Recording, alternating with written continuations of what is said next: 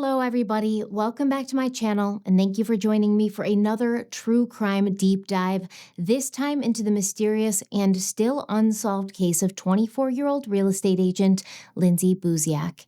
In February of 2008, Lindsay was lured to a showing at a vacant home by clients she had never met. Minutes after entering the house, Lindsay was brutally stabbed to death. The killers vanished without taking anything, leaving behind no clear motive, no suspects, and a trail of unanswered questions. We talked about a lot in part one, and we still have so much to dig through and analyze. This is going to be a long video. I'm sure you know that more than I do because you saw the length of the video, and I'm just starting. But I'm going to recap the most important aspects of the previous video and then continue on in the timeline.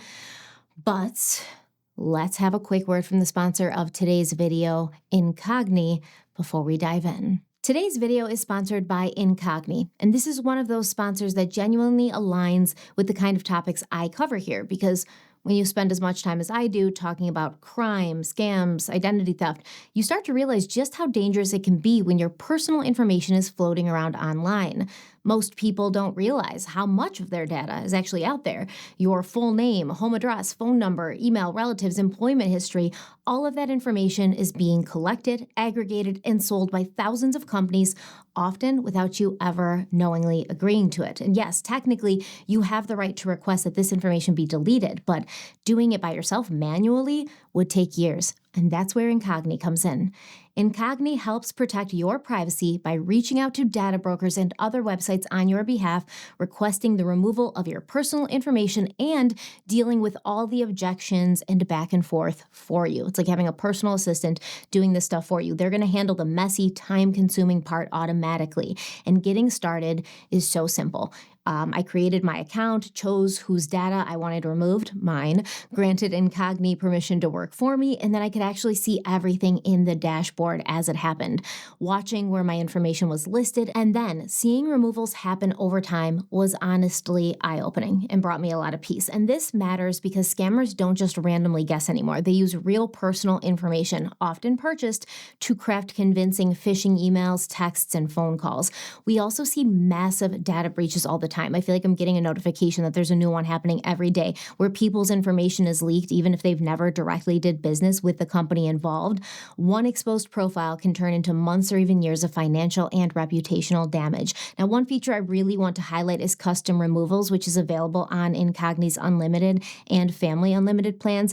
If you find your personal information on a specific people search site or another website, you can actually flag it directly, and one of Incogni's privacy agents will take care of the removal for you. That extra layer of control is huge because even one unremoved listing can cause serious risks like stalking, harassment, or identity fraud. We're living in a time where employers, landlords, and complete strangers can access deeply personal details about you without your consent. That shouldn't be normal or acceptable, and it doesn't have to be. If you want to take your personal data off the market and protect your privacy, go to incogni.com/stephanieharlowe and use code stephanieharlowe to get 60% off. That's a great deal. Again, that's incogni.com/stephanieharlowe and use code stephanieharlowe for 60% off. They can't harm you if they can't find you. Click the link below and take control of your privacy today. Thank you so much to Incogni for sponsoring today's video, and let's dive in. As always, this is part 2, so if you haven't seen part 1 yet, I'll link it in the description box. Watch that first because 1 always comes before 2, even in 2026 when things are making less and less sense every single day, but I will give you a quick recap. So on Saturday, February 2nd, 2008, Lindsay's day was heavily scheduled. Leading up to that Saturday, she'd been communicating with a potential buyer who Lindsay described as a woman with a thick accent. And this woman said she and her husband were coming from the mainland to look at properties on Vancouver Island. The buyer asked to see homes in the $1 million range that were new builds and currently vacant, and she emphasized that they had to buy quickly. Lindsay had spoken to this prospective client multiple times and had enough reason to believe the showing was legitimate that she was preparing feature sheets and planning to show these clients several homes. But on February 2nd, before the 5:30 p.m. appointment, Lindsay stopped at the Remax office shortly after 2 p.m. This is the Remax office where she worked, and that's where we get a very different picture of how she was feeling. Shirley Zalo, Lindsay's boyfriend's mother, she said that around 2 p.m., Lindsay called her from the Chatterton Remax branch. Shirley described it as the last conversation she had with Lindsay, and she has maintained that Lindsay did not express fear about the showing. Lindsay never told Shirley that she was concerned, nervous, worried. Jason Zalo, Lindsay's boyfriend, has also insisted that Lindsay never expressed fear or concern to him about meeting these clients. Yet multiple people at the office that afternoon described the opposite. The receptionist reported that Lindsay seemed nervous, freaked out even, about the D'Souza Place showing. Another realtor, Cal Faber, remembered Lindsay discussing the appointment upstairs in the communal work area with several people present. Cal said Lindsay seemed torn, excited about the commission but uneasy because she didn't know who these people really were, and she didn't know whether she should meet them at all. Cal, who had previously worked as an RCMP officer before switching to real estate, he said the details raised red flags for him. He and others offered to accompany Lindsay for safety purposes, and Cal has been consistent about one key detail.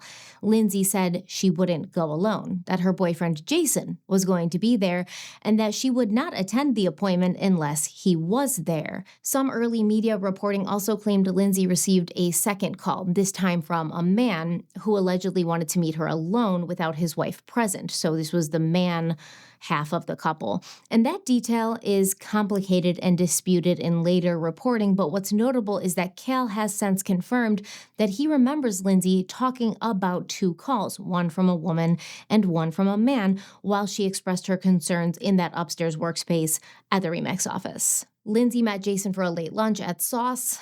This is a restaurant. According to Jason, they arrived a little after 3 p.m. Lindsay ate quickly because she wanted to go home and change before the 5:30 showing. And Jason has said that Lindsay showed him several feature sheets, 3, 4, even 5, because she was planning to show multiple properties and was hoping for an offer that night. At 4:24 p.m., Jason paid the bill and the two left separately. Lindsay went home to change while Jason went to SHC Auto Graphics, an auto body shop where he said he had business involving an offer connected to one of Lindsay's clients. At SHC, Jason was later seen leaving the parking lot in his Range Rover at 5:30 p.m., and he wasn't alone. He left with his friend, Cohen Oatman, who had met up with him there. Cohen left his own car at SHC and got into Jason's vehicle. An upstairs business's surveillance captured them pulling out at 5:30 p.m., and that time becomes significant because police records indicate Lindsay accessed the lockbox at 1702 D'Souza Place at 5:29 p.m., meaning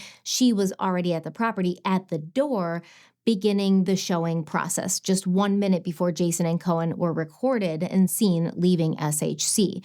From here, the timeline becomes tight, and in my opinion, it becomes messy. Jason has given varying accounts over the years about when he decided to go to the house, why he was going there, and how he got the address. In one version, he says Lindsay was still driving when they spoke, and their plan for him to meet her at the property was spur of the moment. In another version, he frames it as him heading over in order to drop something off, some paperwork.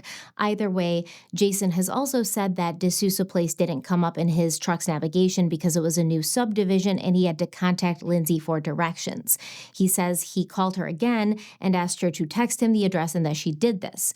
There are also accounts that Jason called his brother Ryan around that time to ask for directions as well. Meanwhile, independent witnesses reported seeing Lindsay outside with a couple around 5:30 p.m.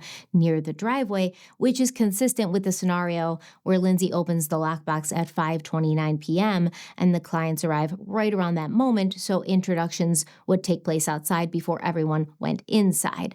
What police have said is that Lindsay was attacked and murdered within a very narrow window between 5:38 p.m. and 5:41 p.m., and that during the attack, her BlackBerry placed an outgoing call that investigators believe was a pocket dial. According to police, Jason's last confirmed text to Lindsay was sent at 5:38 p.m., where he tells her he's a few minutes away, even though he wasn't a few minutes away, and that text was never opened. And according to the timeline Jason has given publicly, he arrived to D'Souza Place sometime around 5:45 p.m., which raises questions we explored carefully. The distance from SHC Autographics to D'Souza Place, the fact that Jason says he didn't know the address at first, and how those minutes all add up.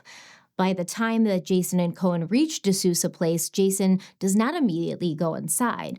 And depending on which account that he gave that you're following, he either says he saw figures through the front door's frosted glass, or he described seeing a man near the door who was coming out and then ended up going back inside, and then that door ended up being locked. Jason has also described waiting for Lindsay, either parked across from the house or pulled out onto Torquay and trying to contact Lindsay. At some point, he approaches the door and he finds it locked. He can see Lindsay's shoes in the foyer. He realizes the lockbox key holder, the inner portion that contains the keys to the house, has been taken inside with Lindsay, meaning he cannot simply use the lockbox to enter. Jason then calls 911 for help and tries alternate entry points, including attempting to access the garage using a code that didn't work. Eventually, Cohen goes over a back fence and finds a door that is open or slightly ajar, depending on which version you're going by. Cohen enters and then comes around to unlock the front door from inside, allowing Jason to go in. Upstairs, Jason finds his girlfriend Lindsay stabbed repeatedly, and within minutes, 911 is called from the house again. And that's where part one left us. Jason and Cohen inside 1702 D'Souza Place with Lindsay Buziak dead and no killers in sight. Right at the moment where the case stops being what happened and becomes, how could this have happened this way? So let's go back to Jason Zalo's two different stories about what he saw when he pulled up to the D'Souza Place house upon arriving.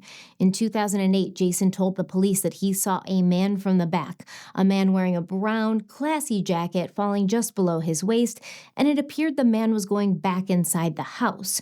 2 years later, in 2010, Jason told Dateline that when he pulled up to the house, he saw what he believed was two figures through the frosted glass of the front door.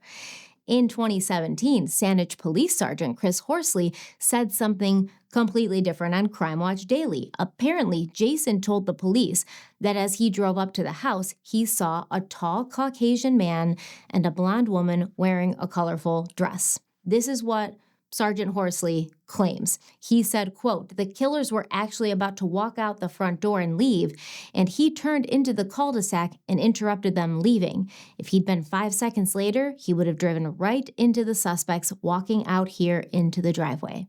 End quote. The Crime Watch Daily episode goes on to say that Jason told police the couple turned around and closed the door, which led to Jason assuming that these were the clients and the showing was just starting as the door closed. At this point, we now have so many different versions of what Jason saw when he pulled up to that house that I don't know how the police decided to settle on just one. And I honestly don't know why Jason and his family, most specifically his mother Shirley, are so confused about why people are still suspicious of them. They're so confused about why, even though the police have cleared them, and we're going to talk about that, people like us, normal people, are kind of still wondering what the heck's going on. You know, so many different stories and so vastly different the stories are. They're not like kind of similar where maybe a detail's out of line here, just completely different. But let's talk about this. Caucasian man and a blonde woman wearing a colorful dress. Remember in part one, I told you that the police claimed they had two independent witnesses who saw Lindsay with the couple in the driveway of the home, the D'Souza Place home, around 5:30 p.m. So apparently one of the independent witnesses was a man driving home from work who told the police that he saw a man in a long coat, but he didn't get a good look at the woman. This man has been identified and has been spoken to by Lindsay's father, Jeff Buziak, so we know he exists. We then have this other independent witness, the second one, and allegedly this is a woman who was walking her dog who claimed, allegedly, to see this woman and was able to describe what this woman was wearing, a black designer skirt or dress patterned with thick white and red swirls. The dog walking witness has never been identified. She has never come forward. She has never been named. On the 1-year anniversary of Lindsay's murder, the Saanich police released a sketch of the blonde woman seen with Lindsay in the driveway of the D'Souza Place home, minutes before Lindsay was brutally murdered. They also released a description of the man. The woman was Caucasian, 35 to 45 years old, with short blonde hair. The man was also Caucasian, 6 feet tall, with dark hair, wearing a light to medium-colored jacket. Police spokesperson Sergeant John Price confirmed the Saanich police had these descriptions and the sketches of these suspects for months, but they had not released this information sooner because they wanted to ensure that it met with their investigative needs. This feels off to me because if the police have had descriptions of the suspects for so long, you would think they would have released the information sooner and not waited until a year after the actual murder happened. Even if they were waiting for it to meet their investigative standards, whatever that means, when you have a young woman murdered in a house, you have no leads, you have no suspects, and you have apparently 2 independent witnesses who saw these same 2 people, this woman and this man with Lindsay in the driveway. I would say that's pretty verifiable enough to put out descriptions, at least, even if you don't want to put out the sketches, especially when the days and the weeks and the months are going by with, once again, no leads and a 24-year-old woman's murder being completely unsolved and getting colder by the day. Now, Robert Gordon, he's a criminologist at Simon Fraser University. He echoed my feelings. He echoed this sentiment. And he told the Times columnist that law enforcement usually releases sketches as quickly as possible in criminal investigations. Gordon said, quote, "If they've been sitting on this sketch, there is some doubt that has to be cast over the value of the image," end quote. To me, that's saying the doubt cast over the value of the image is potentially doubt about the eyewitnesses who gave you the descriptions that you used to create this sketch. Gordon also said that the belated release of the sketch suggested 2 possible situations. The police didn't have a suspect at all, or they had an inside track on who it was and they didn't want to spoil it, and that's why they waited so long. So, in 2008, we have Jason telling the police he only saw the back of a man going back into the house. In February of 2009, we hear for the first time that 2 people saw this suspect, this couple, and we get some vague descriptions of what they look like and what they were wearing. In 2010, Jason tells Dateline that he saw 2 figures through the frosted glass of the front door, and in 2017, Chris Horsley of the Saanich Police tells us that Jason saw both the man and the woman, and that the woman was wearing a colorful dress. So my question would be, does the dog walking witness even exist? This woman walking her dog who saw the woman, because remember, the first independent witness, the man driving home from work, did not see the woman. So the only person who saw the woman was this second independent witness, this dog walking woman. So does she even exist? Or did police take Jason's statement that he apparently gave them of seeing a woman in a colorful dress and use that information to create the descriptions and the sketch? And is that why they waited so long to put it out? Because for a while into this investigation, they may have wondered and suspected if Jason Zalo was involved with what happened to Lindsay Buziak. If that's the case, it would be an issue for law enforcement, because in law enforcement terms, an independent witness is someone who is not connected to the victim or the suspects. An independent witness is someone who does not know the other witness and has no personal stake in the outcome. Jason Zalo, under no circumstances, would be considered an independent witness. So if the police used his descriptions of the woman and her clothing and then attributed those descriptions to some mystery dog-walking woman, calling her an independent witness, that would be a problem, and once again, the question would be, why? I've heard of suspects changing their stories to match what the police or what the evidence says, but I've never heard of the police changing their story to match what a potential suspect says. Another discrepancy is that the official description of the suspect states that she was wearing a black designer skirt or dress. But in 2017, Chris Horsley tells Crime Watch Daily, quote, "We think we may have even found the exact brand of dress. It wasn't a designer high-end name brand, unfortunately. It was something that could commonly be bought in the department store, so unfortunately the dress lead didn't pan out for us," end quote. So in 2009, the police are telling us, oh, she's wearing a designer skirt or dress. And then later, Chris Horsley is telling us it wasn't a designer dress. You could just buy it in any department store, just very basic and easy to get. According to Jason Zalo, shortly after his friend Cohen Oatman placed the second 911 call, police arrived and they grabbed him, they put him in handcuffs and took him out to the police car. So Jason said he was annoyed that he was being treated like a suspect, even though he was the one who had called 911. And he told the police that they needed to be out there looking for who did this to Lindsay. He's like, why are you wasting your time with me? You need to be out there looking for who really did this, which is exactly what someone would say if they were involved, allegedly. Don't come for me.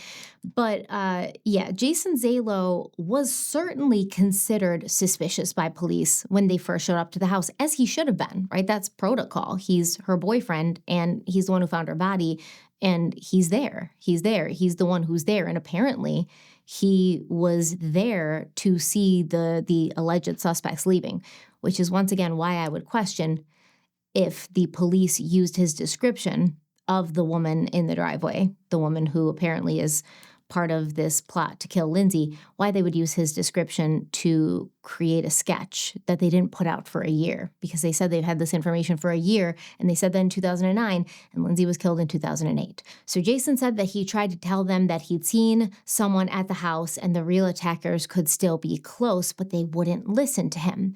Jason told Xander Sherman of the Capital Daily podcast, quote, "You know, again, I know I didn't have anything to do with it. I didn't kill Lindsay. I wanted to let them know what I knew to try to help, but they weren't letting me do that. You know, you just find your girlfriend murdered. The cops just show up because we called 911 and they put us in a police car. What they should have been doing is having like 8, 10, 12 cars out searching right away. I mean, I think that they totally botched the whole investigation the first day. To me, they didn't do their job properly at all." End quote. First of all, yes, you should have been brought in for questioning. Once again, boyfriend, you were there at the scene of the crime. You found her body. Of course, you should have been brought in for questioning. But I don't necessarily disagree with Jason on his opinion of the initial police investigation. Let's see what the Saanich police did in the hours and days after Lindsay's murder and what they were sharing with the press and public.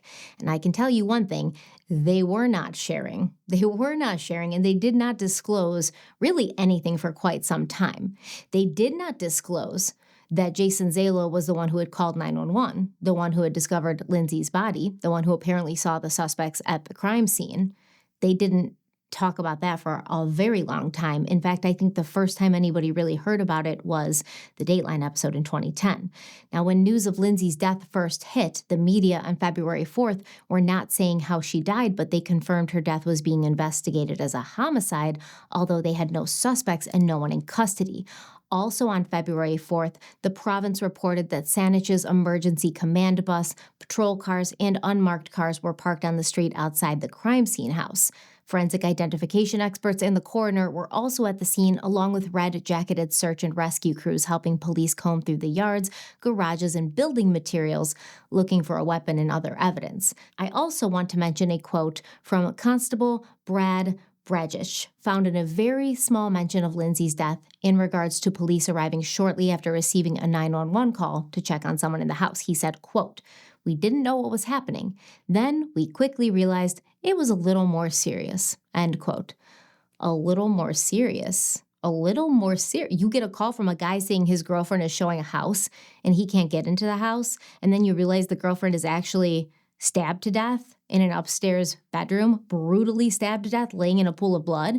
Is that what Saanich police consider a tiny escalation in a wellness check? Just a little more serious? It's very tongue-in-cheek. Maybe he was being sarcastic or kidding. I don't know, but a little more serious? Now, this same person, Brad Brajic, he also says in another article in the Globe and Mail, quote, "We don't know why she was there and who was there with her, who took her life," end quote. Is he serious? Yes, you did know why she was there. You did know. Jason said it in the 911 call. He said, "My girlfriend's here showing a house." You knew why she was there. It feels like Constable Brad didn't really brush up on the case details before he started talking to reporters. Very weird vibe. Either that or he was intentionally downplaying everything. Now, it was reported that police were interviewing numerous people and they had dedicated 25 officers to the case. Brad also says that they are conducting a forensic autopsy and they hope that will help determining the cause of Lindsay's death. I mean, she was stabbed to death, right? It's pretty obvious. I think it's more important at this point to find out who did this to her, but law enforcement, once again, would not reveal who made the 911 calls, but they said that they were central to the investigation. The 911 calls were central to their investigation. By mid-February, there were still no arrests made, and police were still keeping a tight lid on basically all the information. They wouldn't say how many times Lindsay was stabbed, where she was stabbed, what the murder weapon was. They still wouldn't say who called 911. To be honest, to this day, no one is actually sure how many times Lindsay Buziak was stabbed or exactly where on her body she was stabbed. Multiple media outlets have reported multiple different things, anywhere from, I think, 12 times to 40 times in one article I read. We know Lindsay was stabbed many times. We do not know exactly how many times. We do not know exactly where on her body. The police would not confirm reports that Jason Zalo was at the scene, but they said he was cooperating with law enforcement. Now, we do know that Jason and Cohen Oatman were brought to the police station on the evening of February 2nd for interviews. We're going to talk about that in a moment, I guess. There's really not much to talk about. We already know what Jason told the police. We already know based on, comparing what he later said to Dateline. And Cohen Oatman pretty much just supported Jason's story. But I want to talk about Lisa Jennings. So Lisa Jennings was one of the paramedics with BC Ambulance Service who got the call to go to the D'Souza Place house on February 2nd. Lisa, who is now retired, she spoke to Xander Sherman of the Capital Daily podcast, and she told him that she believes she and her partner arrived at 6:17 p.m., and there were already a few police cars there. Lisa, who was driving, pulled up to the front of the house and dropped her partner off. Her partner told her that he would radio her if he needed her inside. As Lisa sat there, she claims she saw police officers going in and out, not wearing protective gear, and not documenting who else was going in and out. According to the Saanich Police Department, they locked the scene down immediately. But according to Lisa Jennings, quote, "That was the most uncontrolled police scene I've ever witnessed." End quote. According to Capital Daily, who, remember, has access to the redacted police files, the police locked down the crime scene on February 2nd and brought in a canine unit to search the exterior of the D'Souza Place house. The documents say that the dogs did not find a scent, but they also say the side of the house facing the street wasn't searched because of contamination caused by first responders. Now, I believe when they refer to the side of the house facing the street they're talking about is Torquay, which is the main road outside the cul-de-sac. And I'm not sure how first responders contaminated that side of the house or how they only contaminated that side of the house, but okay, just also happens to be the side of the house where it's believed the killers made their getaway. But police also talked to the owner of 1702 D'Souza Place, Joe D'Souza, and he told them that he'd been at the house before the showing, at which point he had checked the doors and windows and even entered the master bedroom where Lindsay would be killed, but he found nothing out of place. So Joe's saying he's checked the doors, he's checked the windows, he's making sure it's all secure. And he even went into the master bedroom where Lindsay was killed for some reason and nothing was out of place. Why would it be before she was killed? If Joe checked the doors and the windows before leaving the house, how did Cohen Oatman find an open side door or an unlocked side door? Once again, depending on the story, the door was either cracked open or it was left open and unlocked. And I suppose that's because we're assuming that Lindsay let the killers into the house and they used that side door out onto the patio, the fenced-in patio, to make their escape out to D'Souza Place, which just conveniently happens to be where the canine units couldn't pick up a scent because the first responders contaminated it. Joe D'Souza also told the police that he had painters at the house that day, and this is important. Based on Jason Zalo seeing this man leaving the house, and the police supporting this by saying they believed Jason had pulled up on the killers leaving, law enforcement obviously believes that the killers' initial plans were to murder Lindsay and then exit out the front door, stroll out the front door, even though they would likely be covered in blood or at least have some blood on them, even though Jason doesn't report seeing blood on either the man or the woman depending on which version of the story you're hearing from him, he does not say he sees blood on either of them.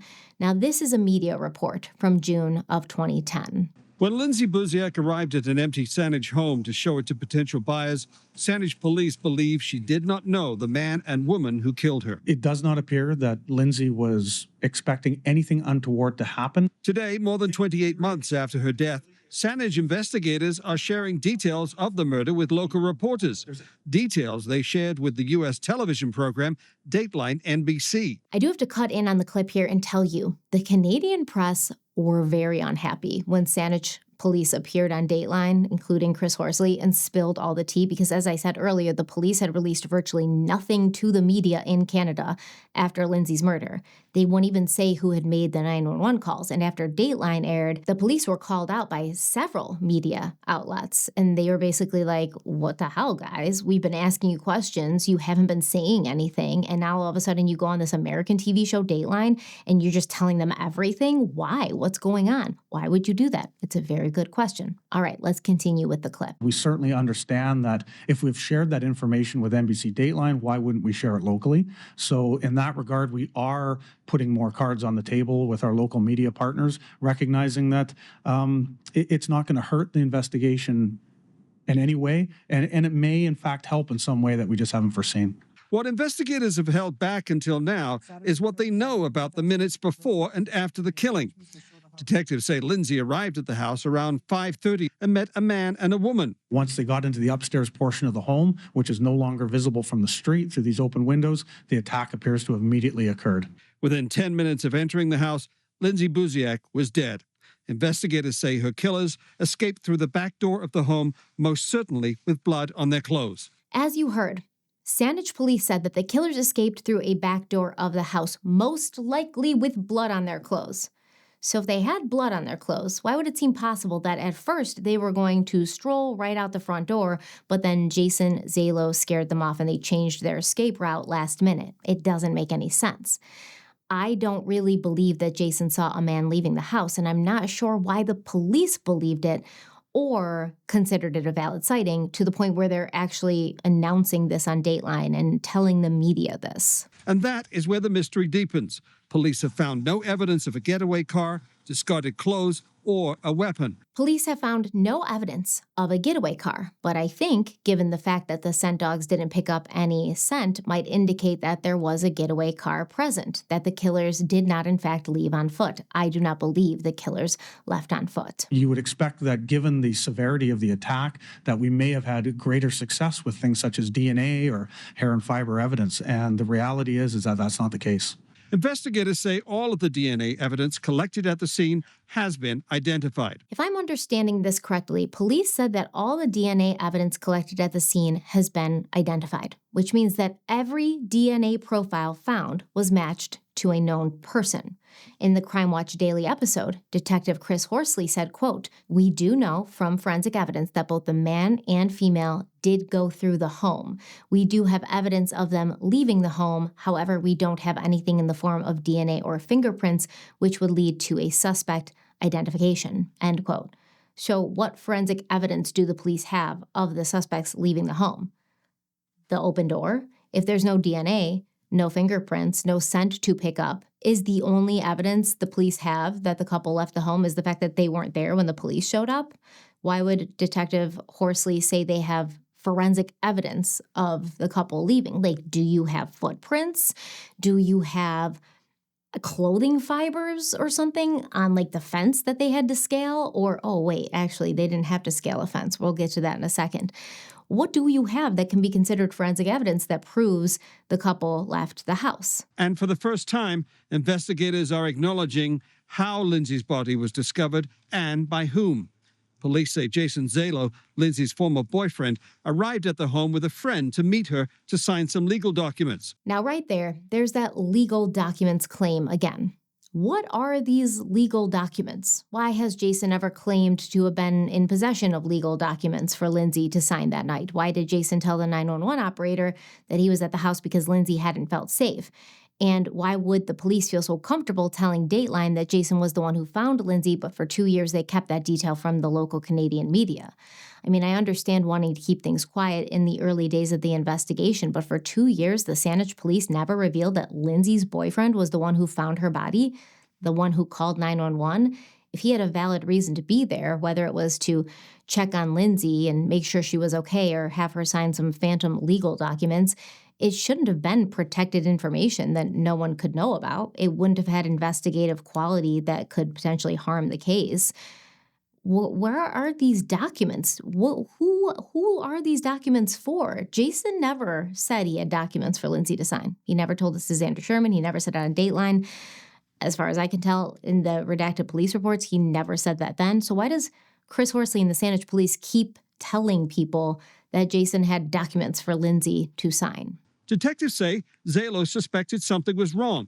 His text messages to Lindsay went unanswered, and despite seeing Lindsay's car in the driveway, Zalo could see no one in the home. Now, once again, you heard it. Jason could see no one in the home, even though on Dateline that same year, Jason claimed to see 2 figures through the frosted glass of the front door. Was that a story made up on the spot that the police hadn't even heard until the episode aired, and that's why they're not confirming it in this news broadcast? If so, why would Jason say that, and why wouldn't the police question this new story when they heard it on Dateline? The thing that really that set the alarm bells off is that the front door of the home was locked. And in the real estate business, as Mr. Zalo's a realtor, he knew that that is something that's simply not done.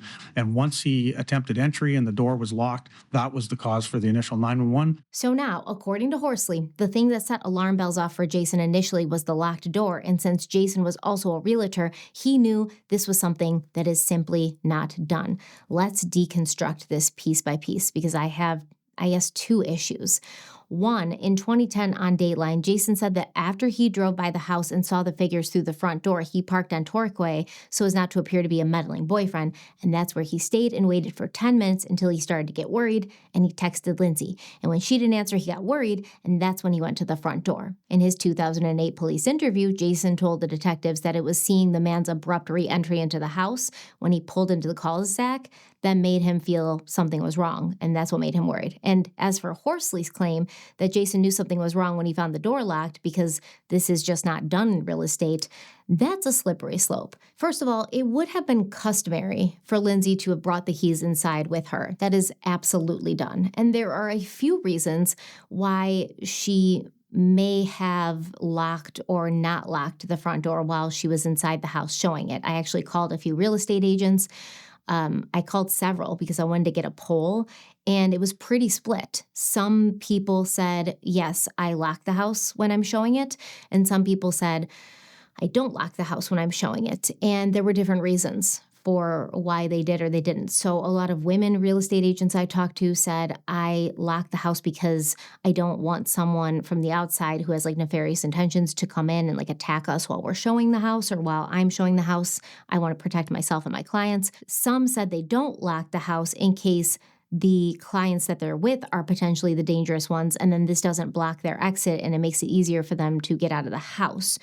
A lot of men said that they do lock it. They do lock the door when they go in, just so, once again, no one can come in from the outside. And even if it's not a danger thing, like just like interrupt the showing, like someone else who's looking for houses and see this, that there's a for sale sign and is like, oh, let me go check this house out. And they might walk in thinking it's like an open house because they see a realtor there. You know, they just don't want the showing interrupted. Now, this area, the D'Souza place, it was not known for its high crime rate. So Lindsay might not have been worried about an outside intruder coming in during the showing. Additionally, if Lindsay did feel unsafe about the mystery clients, as she had expressed to her coworkers, she might have left the door unlocked to make a getaway easier. I also think that Lindsay would have left the door unlocked if she thought Jason was meeting her there, whether that had been predetermined as she told her coworkers or a last-minute decision as Jason's claimed. To say it's simply not done, though, seems to be drastic. And like I said, I've talked to different realtors, and they all have different methods of either locking the house or leaving it unlocked during the showings based on the area or their own level of feeling safe or unsafe or how much control they want over the showing. And that's pretty pretty much it. So to say it's just not done, for Chris Horsley, Sergeant Chris Horsley, to be like, as soon as Jason saw that door was locked, he was like, something's wrong here, because that is absolutely not done. That's a little bit of a reach, a bit of a reach, I think. Based on the police comments, it looks like they think that the door was locked because Lindsay's attackers locked it, and that is very possible. I think Lindsay probably left the door unlocked because she and Jason had agreed, far before that day, but whatever, that he would follow her to the property, and I think she expected him to be there much sooner than he was. I think Lindsay expected Jason to be there much sooner than he was. I think he told her he would be there at 5:30 so that she wouldn't have to be alone with these people, and then he was running late because he had business to do, and then he didn't know the address and he couldn't find it, and et cetera, et cetera. Also, remember that Jason's friend, Cohen Oatman, claimed that once he got over the fence and into the back patio area of the house, he found a door left open, which he entered through so he could let Jason in through the front door. So it makes more sense to me that the killers inside the house would have used that back patio door to leave through, especially given the fact that it was cracked open, as Oatman and the police have claimed. Apparently, police found 3 missing boards in the fence that surrounded that patio area. So they asked the homeowner about it. They asked Joe D'Souza about the missing boards, and he claimed the boards in the fence were missing so the painters that he had working on the house could get in and out of that back patio area to get the paint that was left outside, like in the patio area. Joe D'Souza would leave the paint there, and then when the painters came to work, they would go through the fence, the hole in the fence, to get the paint. Now, this might have seemed a plausible enough explanation for the police if they didn't think about it too deeply. Joe D'Souza says he has painters there, they're painting the house, and because the house is vacant and he's not there all the time to provide the painters with their painting materials, he left the cans of paint outside, and then 3 boards in the fence were removed so the painters could get in and get to the paint. Now, I'm going to guess that the painters were doing work on the exterior of the home, as there's no mention of a door being left unlocked so they could get inside to paint the house. And why would Joe leave the paint outside the house if they were working inside the house? Because then you could just leave the paint inside the house. And I don't think Joe D'Souza would allow showings of the inside of the home while it was under renovation. Now, the most commonly used exterior paint is latex water-based paint because of a lot of reasons. It's more flexible, so it expands and contracts with temperature changes, which happens outside. It dries faster, it's more resistant to cracking and peeling over time, and it holds color well throughout sunlight exposure. So this is the kind of paint you want when you're painting the exterior of a home. Now, the temperature on February 2nd, 2008 varied between a low of 35 degrees Fahrenheit and 46 degrees Fahrenheit. And the recommended storage temperature for latex water-based paint is between 50 and 85 degrees Fahrenheit. It even says this on the paint cans. It is suggested that you never store this kind of paint below 40 to 45 degrees Fahrenheit because latex water-based paint is an emulsion, meaning tiny particles suspended in water. And when that emulsion gets too cold, it can break. The pigments and the binders can separate permanently. And if it does this and everything separates, it can't be saved, even after warming and stirring. So these paints are typically not stored outside for this reason, especially during the winter when temperatures can really fluctuate and drop really low overnight, right? Well, so we know that on February 2nd, the temperature varied between this, and that, but how cold did it get overnight? Also, even though this was a fairly new subdivision, some of the homes on D'Souza Place had been sold and were occupied at the time, and I find it difficult to believe that Joe D'Souza would have these painters sneaking in and out of the property through a hole in the fence because neighbors might have seen this and called it in thinking they were witnessing a burglary because this house was known by the other residents to be vacant. It could be possible that the missing boards in the fence were intentional, but not as a portal for painters to collect their paint, maybe as a getaway hole for killers who would use the patio door as an exit onto the main road of Torquay Drive. Joe D'Souza said that he was there at the house that night, and he left right around 5 p.m., which was around the same time the painters left, but the canine scent dogs picked up no scent, even though painters were working on the property that day. Why didn't they pick up a scent? There was painters working on the property that day. But it's the first responders that messed it up for everyone. Now, at this time, Joe D'Souza was living at a different residence, actually not far away from the D'Souza Place house. But according to sources, he now lives and has lived at 1702 D'Souza Place for years. the same house a woman was murdered in. Now, when I heard that, I found it strange because why that house of all the other houses in the subdivision? If you want to live in your own house, fine, pick another house in the subdivision. Something terrible happened here. Now, at the time of Lindsay's death, Joe was developing the cul-de-sac, so some houses were built, some were in the process of being built. Why not choose one of your other houses to make your home in? Is it possible that Joe DeSouza decided to move into 1702 so that he could control access to that home, especially if any law enforcement presence or private detectives wanted to come in at a later time and re-examine the crime scene? If he sold that house to someone else, they might have no issue letting the police back into the house to search for more evidence inside or outside. But if Joe was living there, he could control who was allowed on the property. Now, the next question would be, who did Joe DeSouza have a connection to? Who did he know who also knew Lindsay Buziak? As it turns out, Joe DeSouza has pretty strong ties to the Zalo family, specifically Shirley Zalo. Let's go back and examine some other property purchases Shirley Zalo has made. We know she owned her own home, the one she lived in. We know she bought the townhouse that Lindsay and Jason lived in, even though she had put it in her son Ryan's name. Some people speculate that Shirley did this to get a first-time home buyer benefit, which that could be true, but at that point, her other son Jason also had never bought a home, so using his name would have provided the same benefits and he was going to live there. In October of 2007, Shirley purchased a commercial property in Brentwood Bay at 7088 West Saanich Road, a property that would become JJ's Coffee House. JJ's Coffee House would be owned by Shirley's boyfriend, Paul Bergshoff, and his business partner, Joe DeSouza. Now, the woman who was engaged to Paul before Paul was dating Shirley has claimed that she does not know who Joe DeSouza is, which leads us to the conclusion that Joe met Paul through Shirley at the time of their relationship starting in 2003. But either way, they all knew each other.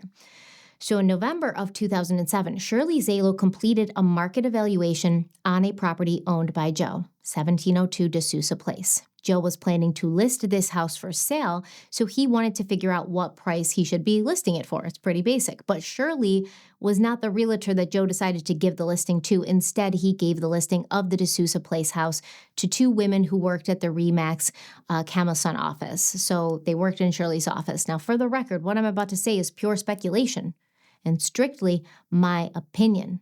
This is just me thinking out loud, spitballing, putting stuff together and sort of, just coming up with potential theories. So let's say that Shirley Zalo and Joe DeSouza knew that in this very house, a murder would be committed. And even though Shirley and Joe were good friends and she probably would have wanted to be the seller of a house that would bring in a pretty high commission, they both knew that she couldn't be because it might seem suspicious if the girl who her son was dating turned up dead in a house that Shirley held the listing to.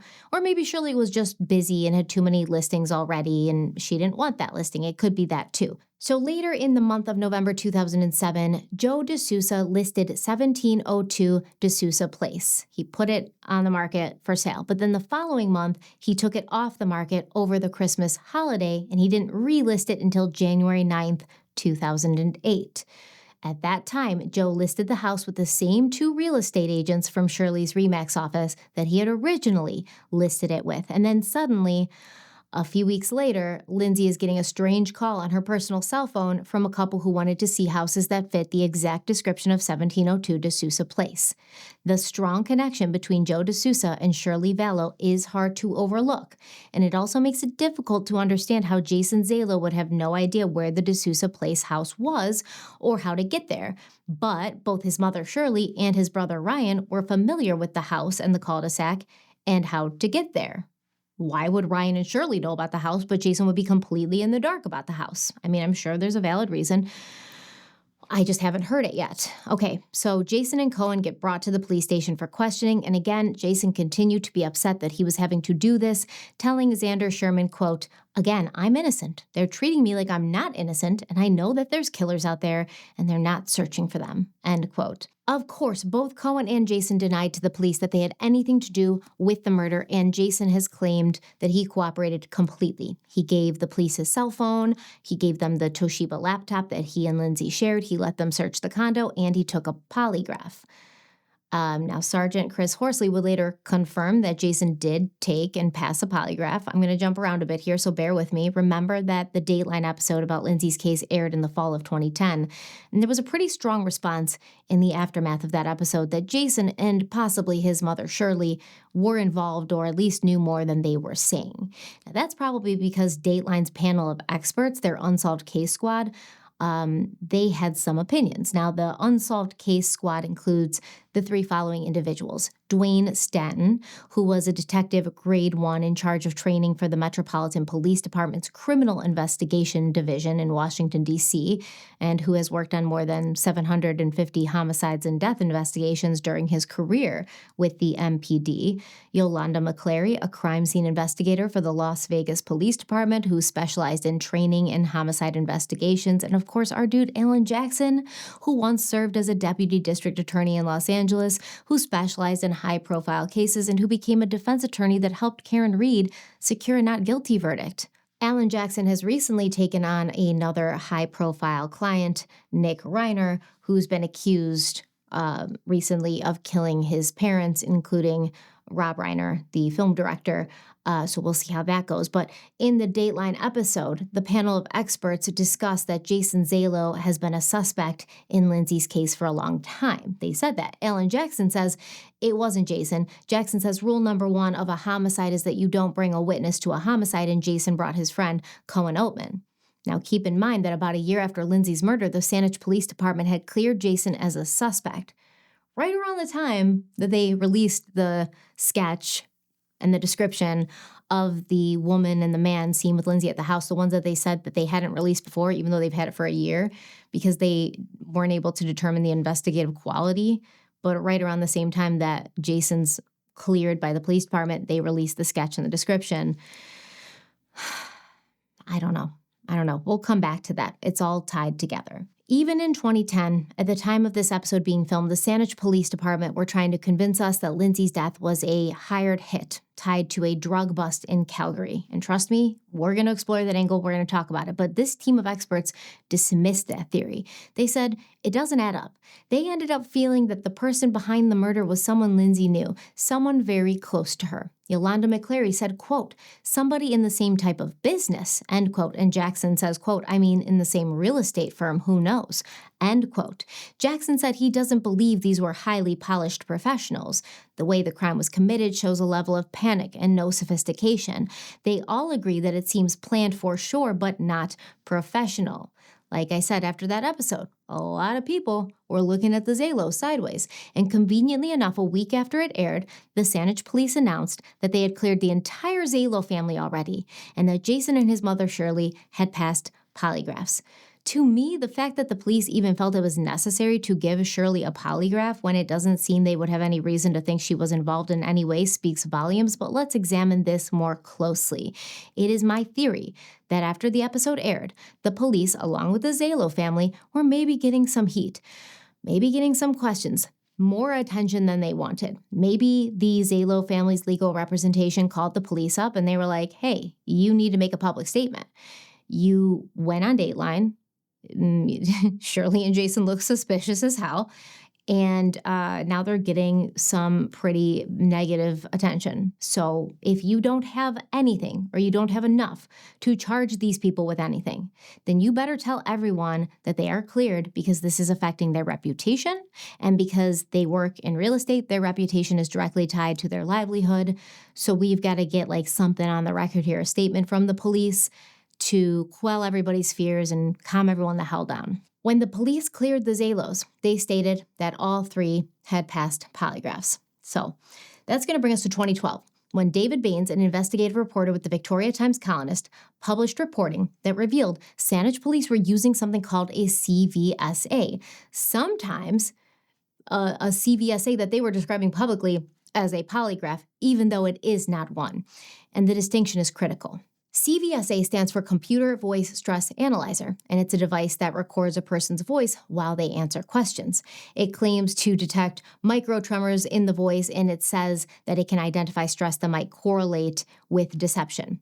Unlike a traditional polygraph, it does not measure heart rate, blood pressure, respiration, or galvanic skin response. It relies entirely on audio analysis. By 2012, the CVSA was already rejected by the scientific community. It was not admissible in Canadian courts and not supported by peer-reviewed research. In fact, studies showed results were no better than chance. Now, we know that polygraphs aren't admissible in courts either, and I've already given my opinion on these lie detector tests several times and how I think that there's a lot of flaws and they shouldn't be allowed in court and they should not be used to determine whether someone is innocent or guilty, but I have no issue with them being used as investigative tools. But studies do show that polygraphs still perform better than chance, and they are viewed by the scientific community as more reliable than CVSA, the voice analysis. Now, this reporter Barnes found that the Saanich police were using CVSA tests and that officers were referring to these CVS tests as polygraphs in public statements. People were being told whether they had passed or failed their polygraphs, and the results were being cited publicly as polygraphs, and it was incredibly misleading, which brought a lot of criticism to this police department. So what I'm saying is, a police officer with the trust of the public going out and saying that people were not considered suspects, and part of the reason for clearing them was because of these lie detector tests or these CVSA tests, that's a problem. And once again, it leads to questions of why are the Saanich police seeming to be, I guess, not really investigating Jason Zalo as a credible suspect, when it seems at first, he was taken in and he was treated like a credible suspect. And why all of a sudden are they just taking his word as God? They're reporting to the media and on Dateline, well, Jason saw this and Jason saw that. And based on what Jason saw, this is what we believe happened. I find that to be weird. So let's now talk about the Calgary drug bust that the Saanich police ultimately theorized was connected to Lindsay's murder. And this drug bust was called Operation High Noon, the largest cocaine bust in Alberta's history. The Calgary Herald reported that nearly 80 kilograms of cocaine was seized, product worth more than $8 million, along with firearms, ammunition, and body armor. One officer said it was unlike anything he had ever seen before, stating, quote, "You're looking at sophisticated, organized crime, moving almost to the cartel level," end quote. In January of 2008, the Calgary police conducted a traffic stop in the 300 block of Hawthorne Drive and recovered 5 kilograms of cocaine and $105,000 in cash. They then executed a search warrant at a nearby home where they recovered 20 kilograms of cocaine, $112,000 in cash, 3 handguns, a rifle, and a large safe located in the garage. Now, that safe was later opened, not on the day that they found it, but it was later opened, and inside police found 42 kilograms of cocaine. Now, according to Staff Sergeant Darren Cave of the Calgary Police Drug Unit, what they had discovered was just part of an organized network that was transporting large volumes of cocaine from British Columbia to Alberta, and this criminal organization was using hidden compartments in vehicles to transport the drugs across the province's boundaries. Cave said that this group was sophisticated and organized, and it took close inspection to detect the large compartments in the vehicles. He said, quote, "It's not just somebody ripping out a seat cover and placing it underneath the cushion, it goes much beyond that," end quote. So for anyone who doesn't know, Canada has different provinces. British Columbia is one of them, and that's where Victoria is located.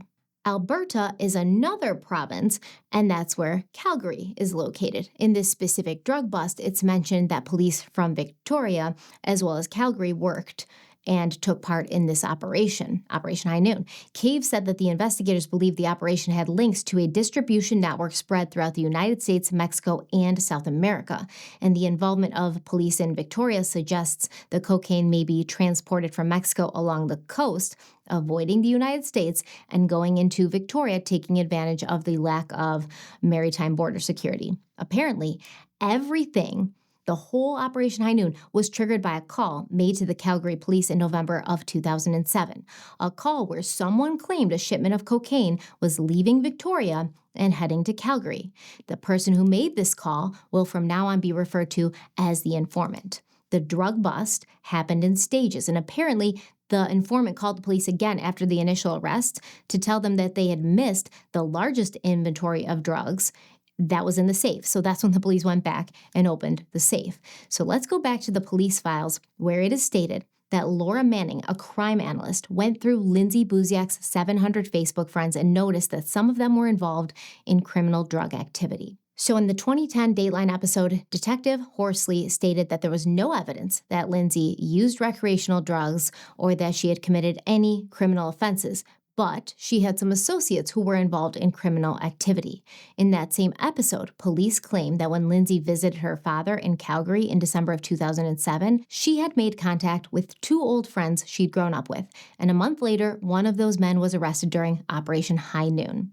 In the Crime Watch Daily episode, Detective Horsley mentioned Lindsay's visit to Calgary in December of 2007, just 6 weeks before her murder, and Horsley said that while Lindsay was in Calgary, she reached out to an old acquaintance from Victoria, once by phone and another time through Facebook. And this man was related to a man named Erickson Delicazar, one of the first two people arrested during Operation High Noon.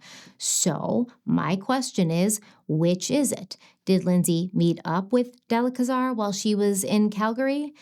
Did she meet up with someone he knew, or did she attempt to reach out to a relative of his on Facebook after she got home from Calgary? Or did she attempt to reach out to a relative of his? According to the police files, after returning home from Calgary, Lindsay visited the Facebook page of a relative of someone involved in the drug operation and tried to contact that person by phone. These are three different versions of basically the same story. So which story is true, considering they all came from the Saanich police? Detective Horsley told Crime Watch Daily that as a result of Operation High Noon, a lot of people lost a lot of money in drugs, and those people knew that someone had talked to the police. He said, quote, "A witch hunt occurred where people were being questioned. People were being pulled out of their beds in the middle of the night and asked, 'Who have you spoken to?' because they know someone spoke to the police." That's one of the working theories. Lindsay Buziak was the target of this murder, but it may have been a target of opportunity where they needed to solve a problem, and she was the solution. End quote. That's what the Detective Horsley said, okay? So basically,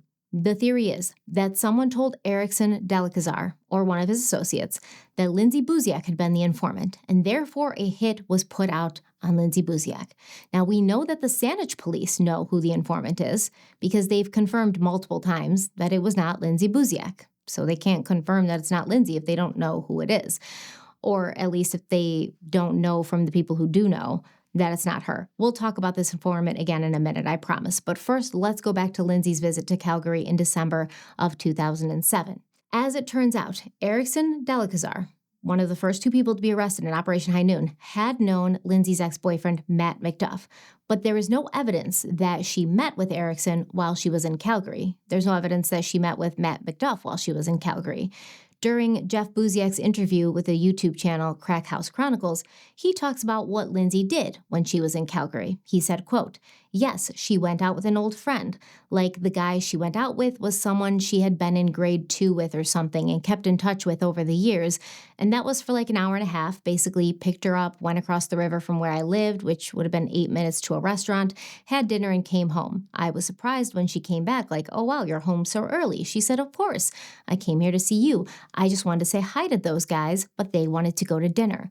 So that was one evening. And then another evening, she went out briefly, same thing for like an hour and then came back. I said, 'Oh, you're back early.' 'Yeah, of course, Daddy. I want to visit with you. I was just saying hi to those guys. We had coffee and came back.' End quote. So I had gotten some information that one of the nights Lindsay went out, it was with a guy named Mitch Hawthorne, who she had grown up with in Victoria. And another night she went out, it had been with associates of Erickson Delicazar. So I asked Jeff Buziak to verify this information, and he told me, quote, "Hawthorne, yes, I believe both nights. One night dinner was near my place, and the next night I believe he showed her his gravel truck or something." End quote. According to Jeff, Mitch did not know Erickson Delicazar, or at least didn't hang out with him, but Jeff says that everyone knows everyone in Victoria.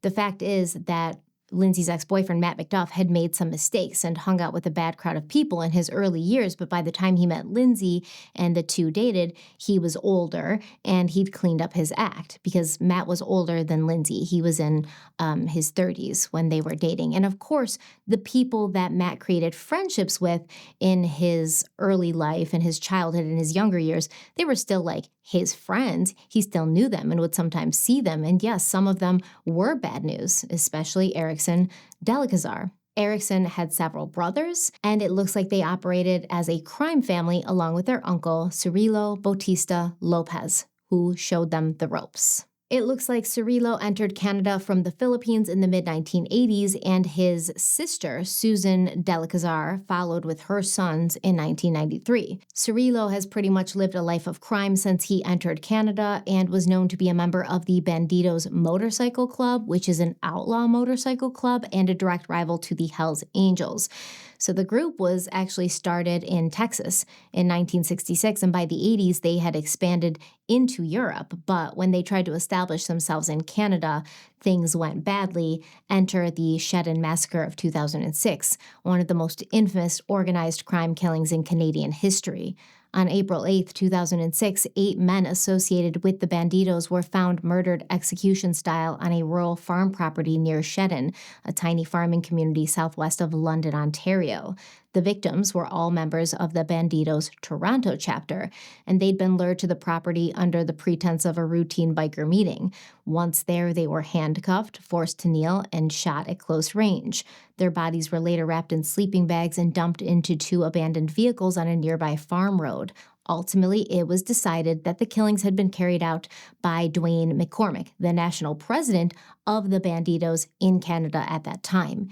He believed that the Toronto chapter had been disloyal. He suspected them of working with law enforcement, and the murders were carried out by at least 7 fellow Bandidos members. After this, the Bandidos' Ontario presence collapsed, and Cirilo joined up with the Rock Machine, one of Canada's most notorious organized crime groups.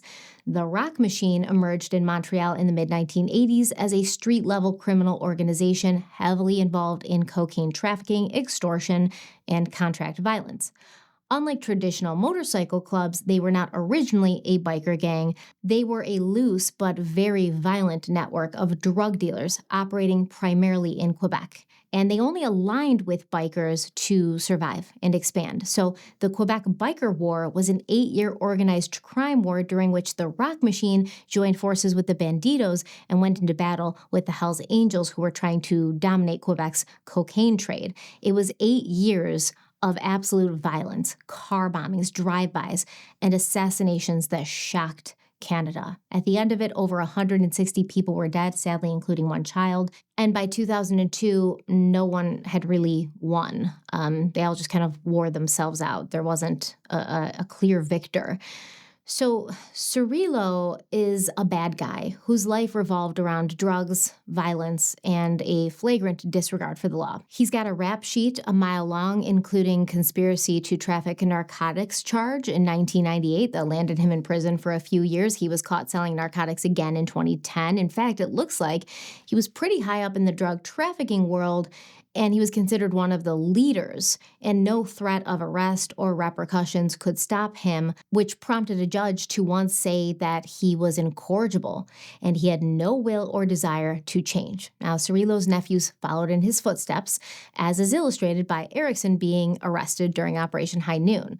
As it turns out, Erickson Delicazar was denied bail on February 1st, the day before Lindsay was murdered. So is there something to this theory that Lindsay may have been falsely identified as the informant who put Delicazar behind bars and cost his organization millions of dollars? If so, who pointed the finger at her? In order to explore that, let's look at the people that Lindsay had in common with Erickson Delicazar. Like I said, there is some truth that Lindsay's ex, Matt, knew Erickson, but it seems that Erickson and his family and his associates were far tighter with a few other people who lived on Vancouver Island and in the Victoria region. So for this portion of the video, I've consulted with a lawyer as far as what is appropriate to say legally, and also we are talking about some very dangerous people here, so I always want to tread lightly in situations like these. Just understand, I know and suspect far more than I'm able to say for safety and legal reasons, and if you feel like I'm tiptoeing around something or I'm not saying something that I want to say, you would be correct. So let's first talk about a woman named Rianne Gracia, who was not only one of Lindsay's friends, but she was also the receptionist at the RE/MAX office where Lindsay and the Zalos worked. At the time of Lindsay's murder, Rianne was dating a man named Vic Acevedo, who was friends with Erickson Delicazar and his brothers. There's pictures of them together, which I will put up on the screen. Now, it has been rumored that Vid was the one in charge of seeing that the drug shipment made it safely out of Victoria on its way to Calgary, the Operation High Noon drug shipment. Now, I want to be clear and say that that information is not backed up by any law enforcement evidence that I can talk about. But what is backed up by evidence is that Erickson and Vid Acevedo were busted together in 2017. CBS News reported in January of that year, quote, 3 men have been arrested following an RCMP search of a home across from an elementary school in Langford, BC that turned up cash and pills. RCMP seized more than $26,000 in cash January 6th at a residence in the 2700 block of Jacqueline Road, along with 600 pills, which are being tested to determine if they contain fentanyl or another controlled substance.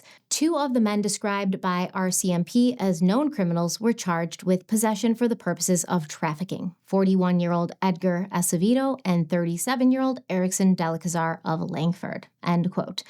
So Vid was also tight with a man named Zachary Matheson, also known as Ziggy. And not only was Ziggy friends with Jason Zalo and his brother Ryan, not only did Ziggy play hockey with both Jason and Ryan, and you can see Ziggy in multiple pictures with them multiple times over the years on many occasions, but Ziggy's mother, Deborah, also seems to be on friendly terms with Jason and Ryan's mother, Shirley.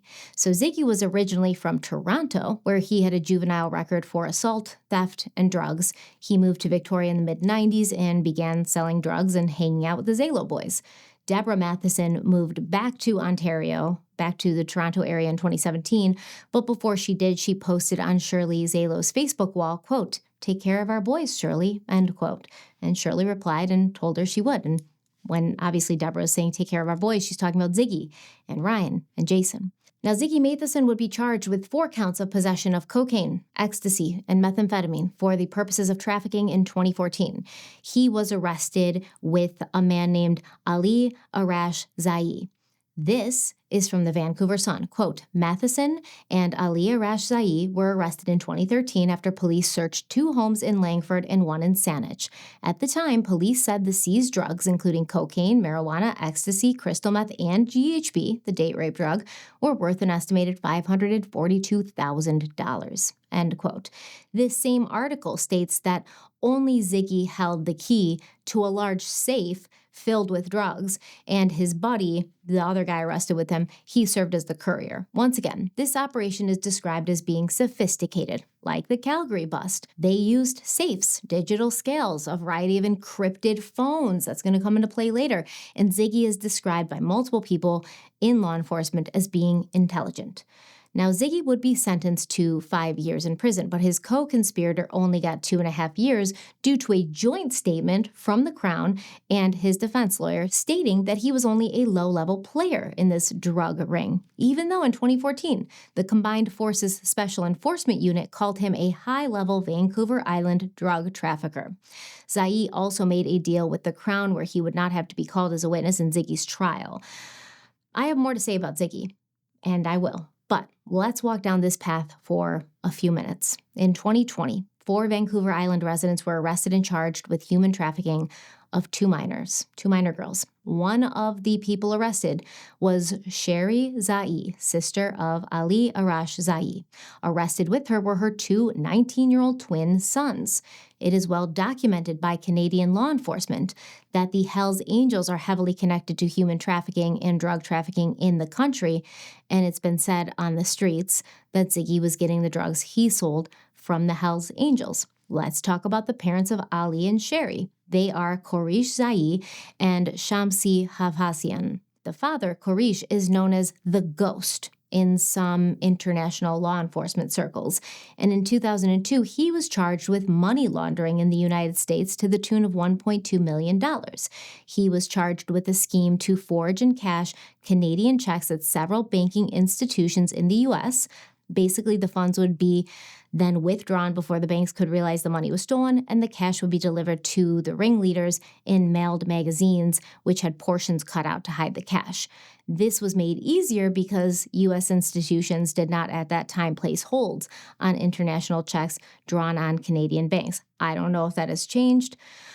I'm sure it has, but in 2002, there were no holds. So after the middlemen took their cut of this money, the rest was given to Zai, who, remember, is the father of Ali and Sherry, and he then sent most of the money to Iran, where it disappeared, according to a sentencing transcript from a related case. So with all of that, and many of the members of this family seeming to be doing everything under the sun to break the law, we have to wonder why Kourosh Zai and his wife have their names appearing in British Columbia's public accounts, showing them receiving $23,000, almost $24,000 from the Ministry of Children and Family Development in the 2013-2014 fiscal year.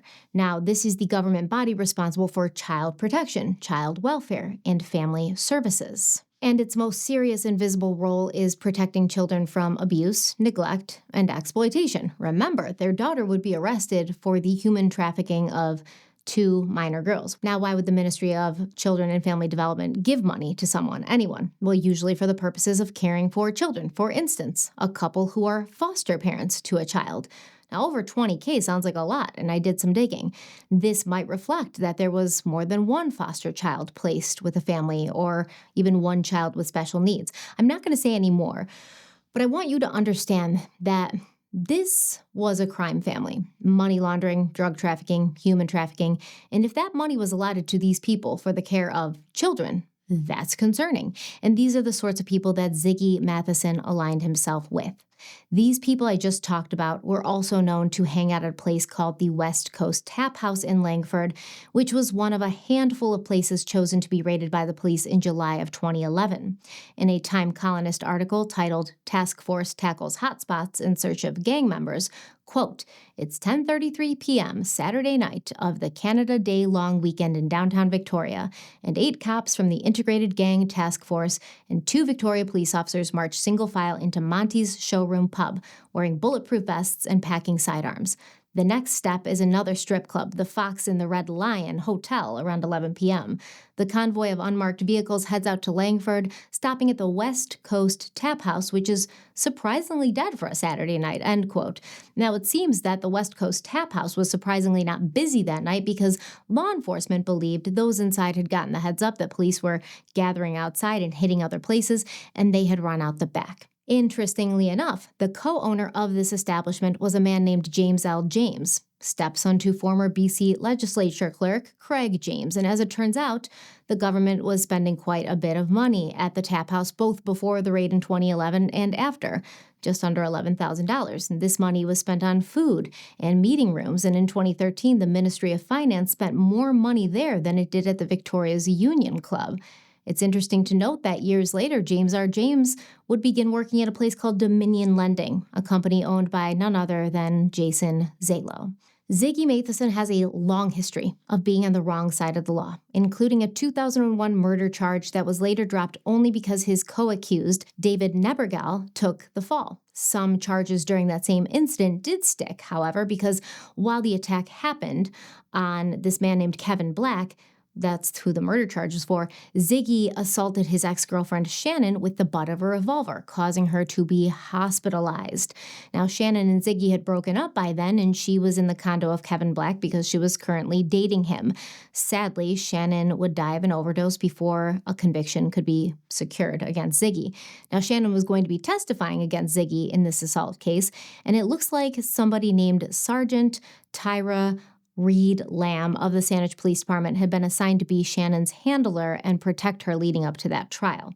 Now remember that name, Tyra Lamb. So in 2016, years after Lindsay's death, Shirley Zalo told Czech News that she and her family had no ties to Ziggy Matheson. She had no clue about any drug activity that was going on. And as it turns out, Shirley and her family do know Ziggy. We have proof of this. And not only that, Shirley owned a house located at 2768 Claude Road that she was renting to Ziggy Matheson. Shirley was renting that house to Ziggy at the time of Lindsay Buziak's murder. She was renting it to him in 2014 when he was busted for selling drugs. She chatted with Ziggy's mother on Facebook, and she knew that her sons were friends with him.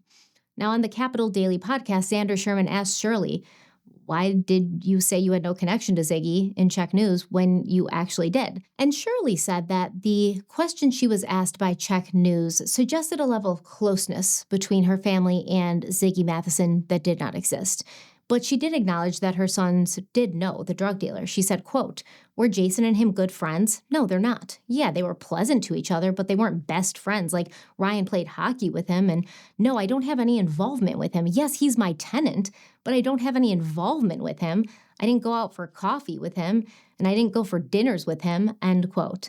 How is somebody who is renting a house from you, who is Facebook friends with your sons and real life friends with your sons, like they play hockey together and they hang out with each other, there's pictures of them together, how is that person going to be considered by you as somebody you have no connection to? How? I don't know. And one has to wonder how Shirley thought Ziggy was paying his rent, considered that it didn't seem he had a legitimate job, aside from, I guess he was like maybe breeding pit bulls and definitely selling drugs. And it appears he also was growing marijuana because he had 3 marijuana grow licenses registered in his name, and one of them was registered to Shirley's rental house. So it seems that even to this day, Ziggy Matheson retains a friendship with the Zalos, even after he was charged with drug trafficking, even after he beat his ex-girlfriend Shannon so badly that she had to be hospitalized and her family couldn't recognize her. According to the blog Murder on D'Souza Place, Ryan Zalo and Ziggy Matheson are still Facebook friends. So it's also worth noting that Shirley told Xander Sherman that all of these podcasts and creators who have covered Lindsay's case over the years, not one of them has reached out to her for her side of the story or to clarify anything with her. And I did reach out to Shirley several weeks ago, like I think before Christmas, and have at this time received no reply from her. So there's that. Ziggy is also a known associate of a man named Chris Schwartz, who lived in the same townhouse complex as Jason Zalo and Lindsay Buziak. In fact, he lived in the same building. I think he was on the 4th floor and they were on the 2nd. Once again, we have another guy who has a criminal history from the time he was a juvenile offender, and he was named in court transcripts as being the supplier of a burner phone and a weapon in the murder of a man in 2000. The murdered man was involved with the drug trade and also some biker gangs. Chris Schwartz's criminal offenses run the gambit: assault, drug possession, breaking and entering, production of a controlled substance, theft, the list goes on and on. Now remember that Jason Zalo was brought to the police station after Lindsay's murder and he was kept there all night. When he was released the next morning, he went to stay with his mother, Shirley, because police were searching the townhouse he shared with Lindsay. That night, December 4th, at 9:40 p.m., Jason called Chris Schwartz to ask if he could stop by. Once again, Chris lived in the same building as Jason, 2 floors up. Jason was at Chris's door by 10 p.m., and according to Chris's girlfriend or roommate, I can't remember which, the 2 men went outside to the outdoor patio where they talked for about a half an hour. In 2022, the owner of the blog, Murder on D'Souza, spoke to Chris and asked him about what he and Jason had talked about that night, and Chris would not answer that question. He simply told them that he hadn't seen Jason in years, he had turned his life around and had a good job, and he didn't want any trouble. The blog states, quote, he let me know in no uncertain terms that he was considered the Saanich police poster boy, and he had friends on the inside, and he wouldn't hesitate to call them if I bothered him again, end quote. The author goes on to state that when Chris was living in Saanich, he was known to hang out at the Starbucks across the street from the police station, and this could have been where he developed these alleged police connections. Let's now return to a name I told you to remember: Saanich police officer Tyra Reed Lamb. Now, not only was Lamb assigned to protect Ziggy's ex-girlfriend Shannon after he assaulted her, but she was assigned to the Lindsay Buziak murder case from day one. In fact, when Lindsay's sister flew to Vancouver Island after Lindsay was murdered, Tyra was one of the police officers who was there to greet her and escort her off the plane. It seems that Officer Tyra and Shirley Zalo are also friends, or at least friendly enough for Tyra to be posting on Shirley's Facebook wall. It was after Lindsay's murder and just a few years ago that Tyra Reed Lamb commented on a picture that Shirley posted on Facebook. And she told Shirley, quote, "Love this pic of you. Gorgeous," end quote. Shirley thanked Tyra and said, "I have no bangs anymore," LOL, to which Tyra replied, quote, "Well, you look dynamite, my friend," end quote. Shirley Zalo was asked on the Capital Daily podcast about rumors that she'd been dating a Saanich police officer, a claim that had allegedly been made by the Case File podcast. Shirley said yes, she did date someone from the police department a few years after Lindsay was killed, but he was retired by the time they were together, and in fact, he'd been retired before Lindsay was murdered. This is technically true. Sergeant Barry McLaughlin was one of 7 police officers who retired 2 days before Lindsay was murdered. In a February 1st, 2008 article from the Times-Colonist, we hear that 7 of Saanich's most senior cops, including the head of its detective division and its 2 top interrogators, retired from the force the previous day. Reportedly, Sergeant Tyra Reed Lamb and Barry McLaughlin were friends, and Shirley appears to have started dating Barry in either 2011 or 2013. They lived together for a year, and then they went their separate ways. Now, is it possible that Sergeant Barry, the retired police officer, who retired just a few days before Lindsay was murdered, did he know stuff about the Lindsay Buziak investigation that he had heard from his friends who were still active police officers like Tyra? Is it possible he might have talked about the stuff he knew with the woman he was dating? Is it possible? Yeah. So let's go back to the informant who called the police about the Calgary drug bust. Now, we know that Lindsay's investigation became bigger than anyone suspected, especially once it was potentially linked to Operation High Noon. And so the Victoria Police and the RCMP all joined the investigation to work together and try to solve the murder. We also know that, once again, the police must know who the informant is because they have stated that it was not Lindsay Buziak. The creator of the Murder on DeSouza Place blog claims that they were told by retired RCMP police officer Gary Rogers that Constable Sherry Gabourey Wigley with the RCMP performed a risk assessment on the informant in the Calgary drug bust, and she had coffee with Rogers and another retired police officer on March 16, 2019.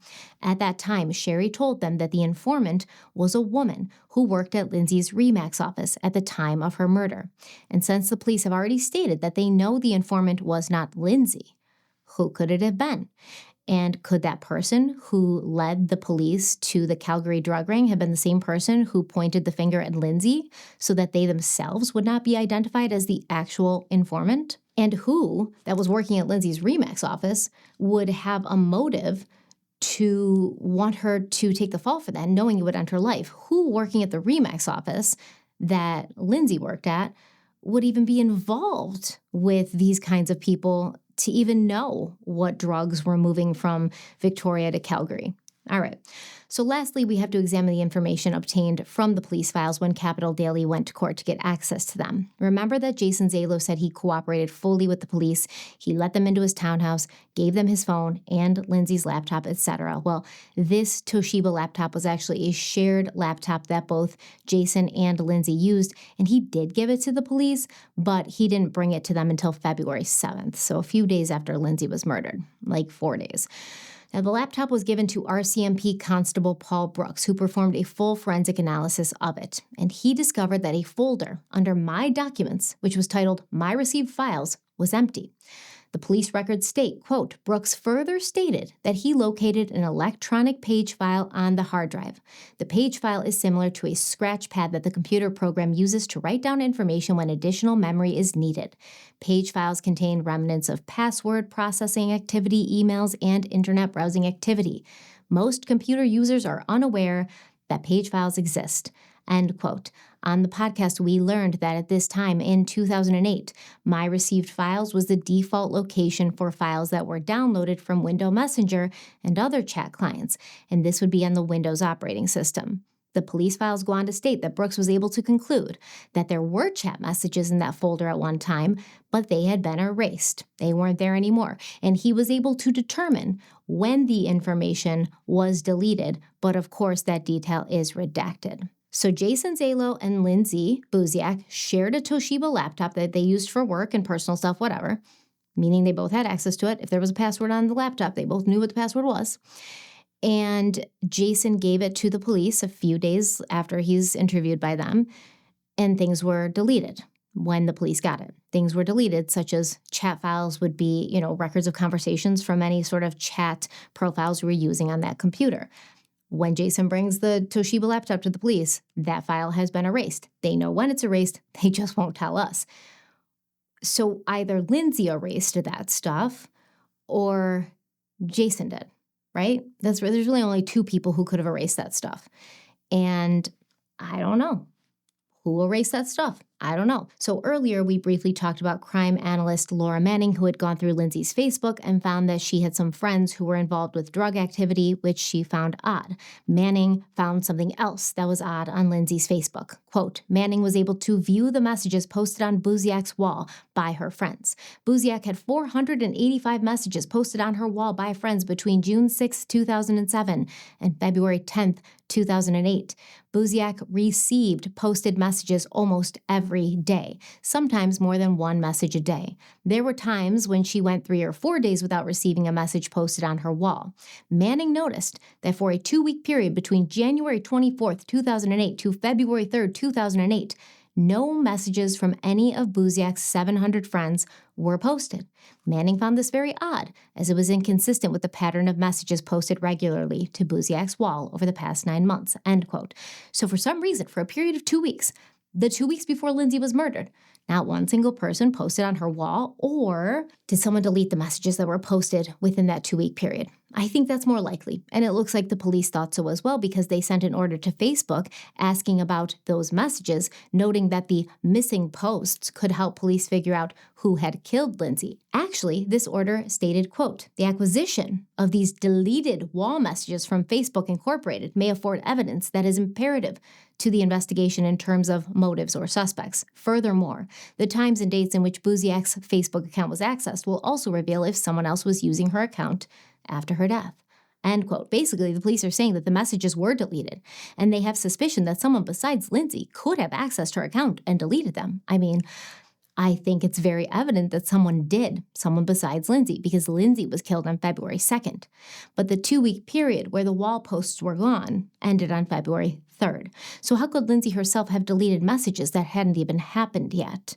Clearly, people left Facebook wall messages after the 3rd of February because Manning said Lindsay had 485 messages posted to her wall between the dates of June 6, 2007 and February 10th, 2008. So if I had to guess, I would think someone had erased the last 2 weeks of wall messages on February 3rd.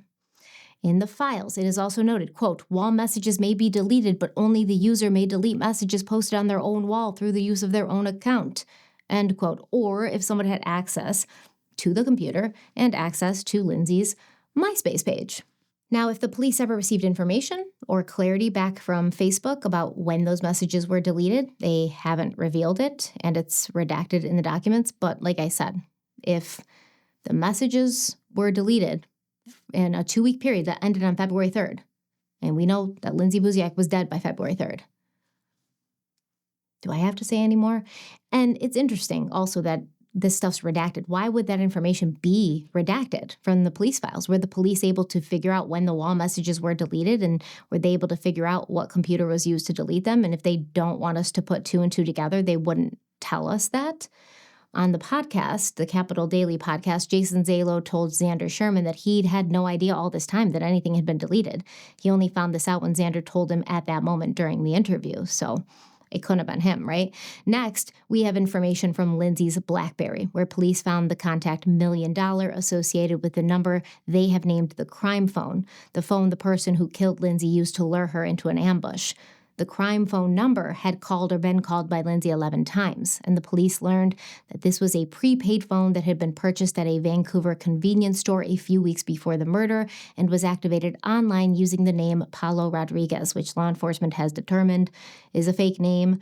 The purchaser also used a fake address. I know we're all surprised about that. The crime phone doesn't have a real name or address associated with it. Now, the crime phone, police discovered, was also only ever used to communicate with Lindsay by calling her cell or home number or to check voicemail messages. It was not used for anything else. So obviously it was purchased specifically to lure her so that this murder plot could be carried out. Actually, the burner phone, the crime phone, was purchased in late November, and it would be activated in late January, just a few weeks before Lindsay's murder. So it was purchased a few months before the murder and activated a few weeks before Lindsay's murder.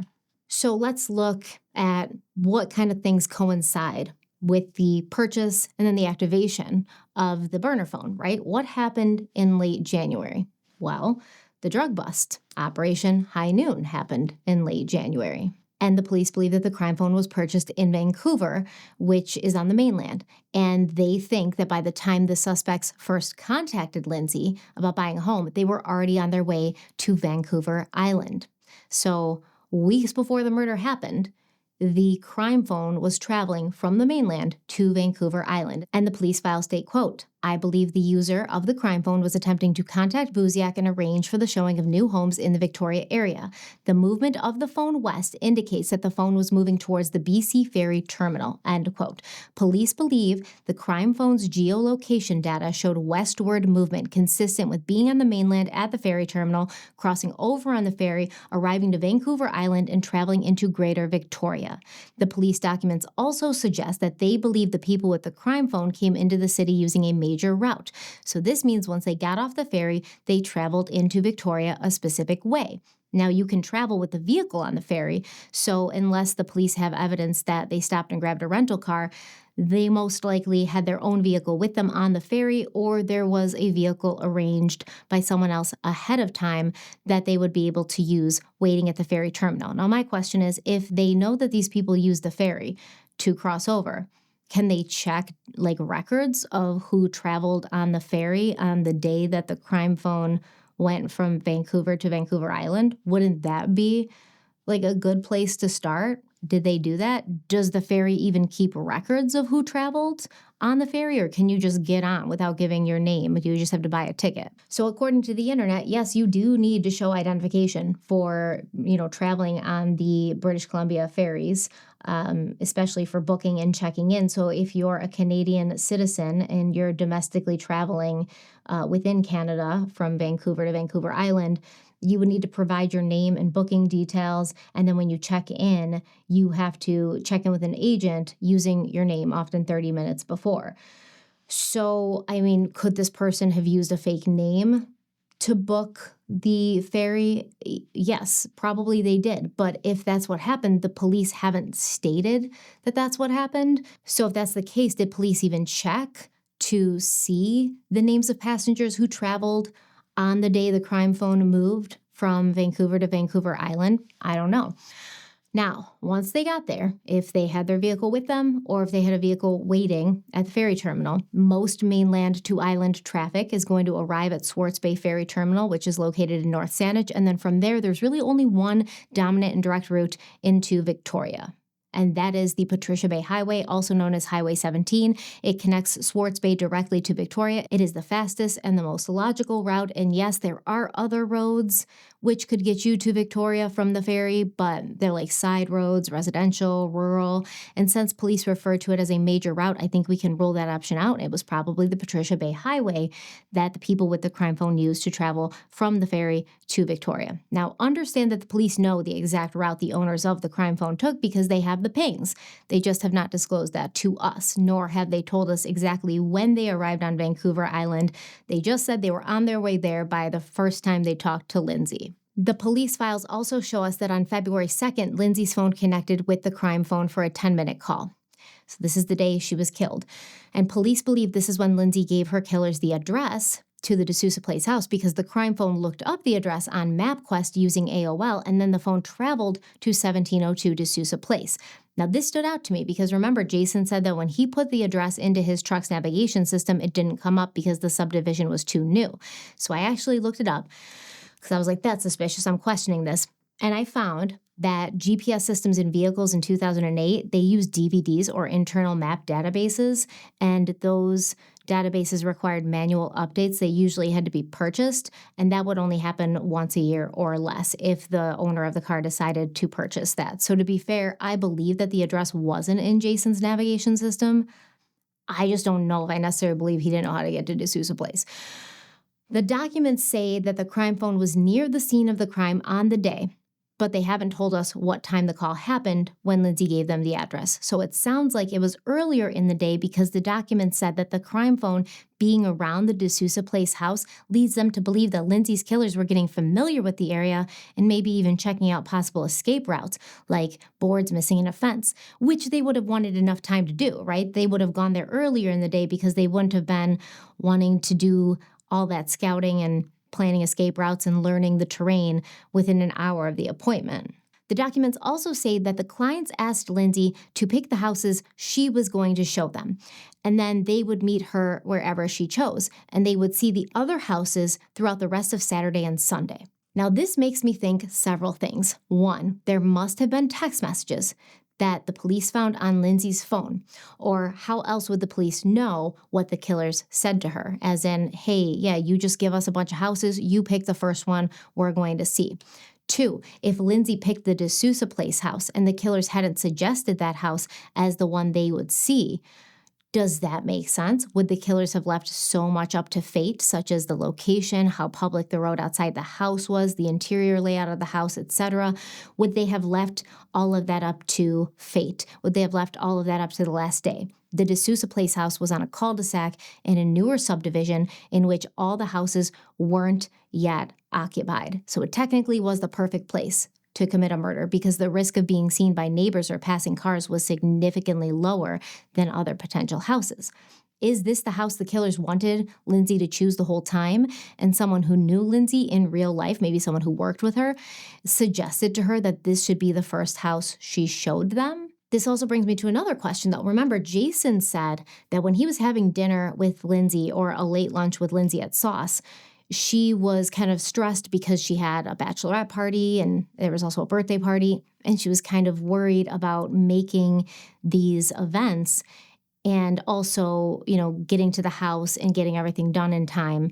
And Jason said she wanted to go to the house and show it because she was hoping for an offer that night.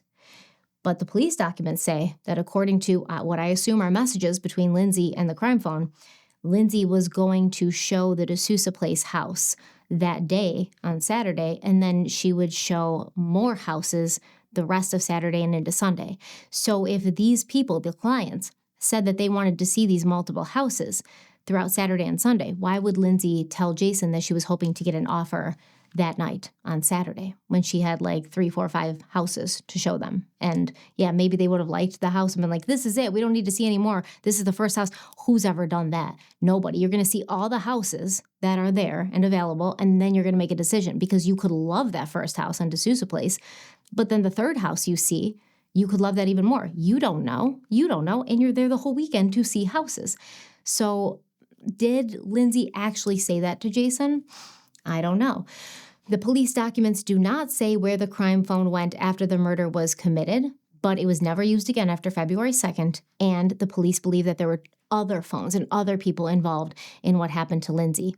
The police documents state, quote, "The fact that the crime phone was used to contact the victim and no other numbers demonstrates an effort of those using the crime phone to avoid identifying any co-conspirators that they were working with. I believe that the users of the crime phone possibly used a secondary cellular phone to communicate with other parties involved with the offense as opposed to the crime phone, which would be closely examined by the police," end quote, meaning whoever had the crime phone also had another cell phone that they would use to talk to their accomplices and to just talk to people in their everyday life. Now, going on this theory, the Saanich Police Department filed paperwork for tower dumps relating to every call that used the same towers as the crime phone.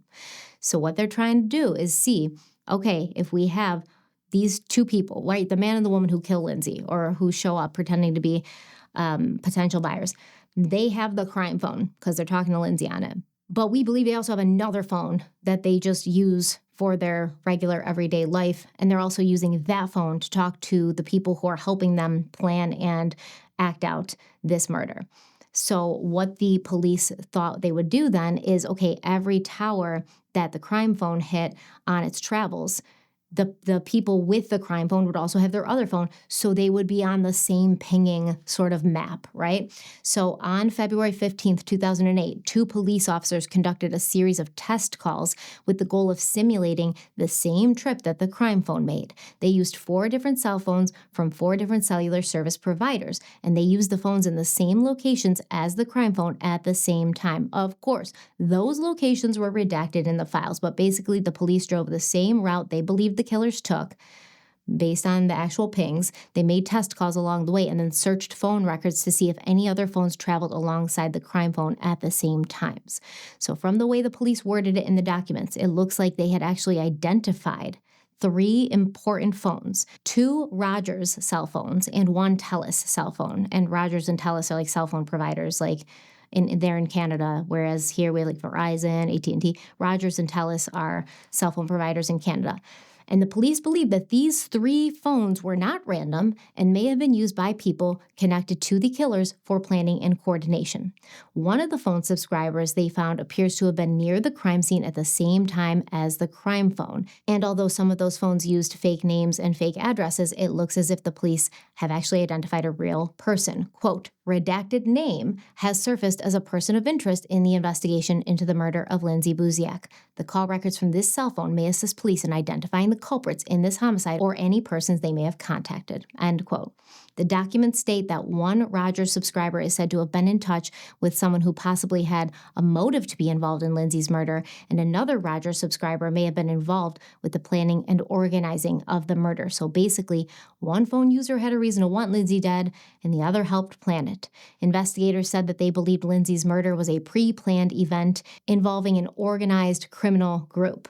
But by the time law enforcement started digging deeper into this, which wasn't until 2012, some phone companies no longer had full records and older call data had been deleted. So answer me this.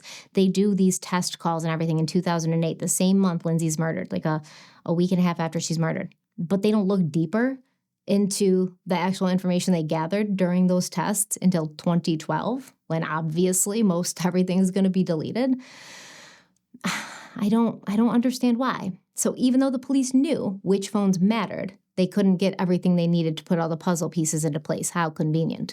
Now, one phone in particular that investigators believed was used by someone involved hit a dead end, and they found out that the phone had been purchased at a Rogers store, and in an ITO order to Rogers, police said that they wanted information about the phone because it might help identify who killed Lindsay Buziak. They actually said it might help identify the male and the female who may have committed the murder. Because this phone was believed to have been activated at this Rogers store, police wanted to go to the location and question employees, and so they needed Rogers, the company, to give them the store address so they could identify who purchased the phone. According to the police records, someone at Rogers told police that they no longer had the records for the phone's serial number or payment methods, so we don't even know which store it was, and we don't know if police actually went there because it looks like the Rogers person said, oh, here's the store, but we don't have any information about the actual phone itself because it's 2012. You wait until 2012, several years after doing the test calls in 2008. We don't know if the police went to the Rogers store. We don't know if they talked to anyone who worked there, but it does sound like the police have a good idea who at least was connected or involved to Lindsay's murder, right? Like, it seems like they know the name of someone who knows more about what happened to Lindsay. What's going on then? Why has this investigation not progressed? Well, in 2021, the Saanich police announced that they were establishing a new task force comprised of new investigators to take a fresh look at Lindsay's case. Quote, the new investigative team is examining all possible suspects. Investigators continue to follow up on every tip and lead we receive. Investigators are reviewing and retesting evidence, including items from the crime scene as well as digital evidence. Technology not available at the time of the crime has allowed us to develop new investigative leads. As many of you have likely seen in the media lately, advancements in fields such as genealogy and DNA analysis has led to resolution in many other cases, end quote. What DNA? What DNA? You said that all the DNA at the house was accounted for, but then you also had forensic evidence of the couple leaving and exiting the home. What DNA evidence do you have that you can retest? Because then just a few years later in 2025, we hear that the officers on Lindsay's case are being reassigned. What does all that mean? I don't know. Who was responsible for and involved in Lindsay's murder? I don't know. Why does it seem that so many people around Lindsay, no more than they're saying. Was Lindsay murdered because she was wrongly identified as an informant in Operation High Noon? Was she intentionally wrongly identified as an informant so that she could take the fall and allow the real culprits to live on and continue doing other things that they may have been doing, which I really can't get into it in this video, but maybe I'll go live sometime. There's a certain real estate practice that was happening in the area at this time that seemed to be problematic, and some real estate agents were taking part in it, and it was definitely like illegal or immoral, and people had a problem with it, and then the media started picking up on it. I don't know. Was this the work of some large drug network operating out of Canada? Because the experts on Dateline didn't think so. Or are the people responsible closer to home, closer to Lindsay? Are all of these things true in some way? Like, is there a little part of each theory that's true, that it was drugs and it was people connected to the Calgary drug bust and people connected to the RE/MAX office, including the informant who may have called the police, but also may have told, Alcazar or his associates that Lindsay was the informant? According to Jeff Buziak, when Lindsay came to see him in Calgary, in December of 2007, she told him she had seen something she shouldn't have. And he asked her to, elaborate. And she said, well, I can't tell you right now, but I will later.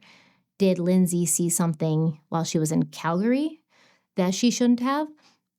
Was she sort of maybe around people who, when the drug bust went down, were trying to figure out who could have been the potential leak? And they were like, well, Lindsay was here in December and, she saw someone and she was hanging out with people who are kind of involved. I don't know. According to Jeff Buziak, he believes that when Lindsay told him she saw something she shouldn't have, she was referring to something she saw in Victoria that she shouldn't have. But we also know that, especially according to the informant, the drugs were moving from Victoria, where Lindsay was living and where she was from, to Calgary, where her father lived and where she went to visit. And the people who were operating the drug bust in Calgary, or the people who were operating the drug business in Calgary, a lot of them were from Victoria. A lot of them all knew each other.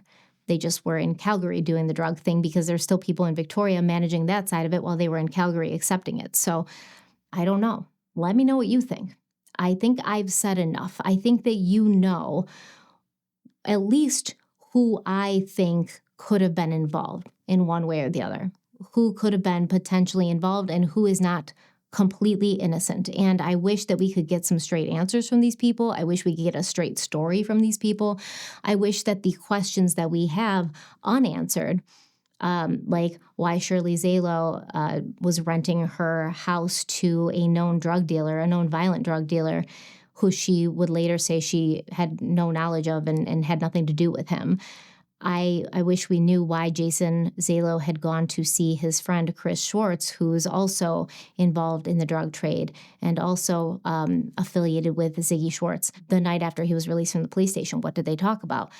I wish we knew more about what was going on, but no one's talking. And the people who are feeling wrongly accused and feeling upset that people are suspicious of them, they shouldn't be, because everything I've laid out here, it does leave holes in the story and it does leave room to be suspicious. And so once again, am I saying that Jason Zalo or Shirley Zalo killed Lindsay Buziak with their own hands, that they were the ones who committed the act? I do not believe that. No, I don't believe that either one of them killed Lindsay Buziak with their own hands.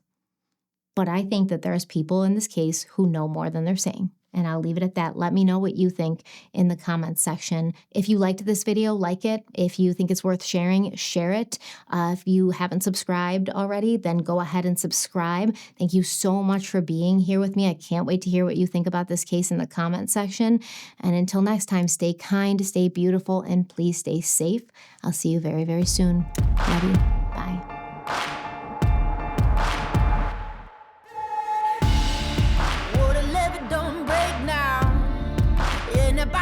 Straight down.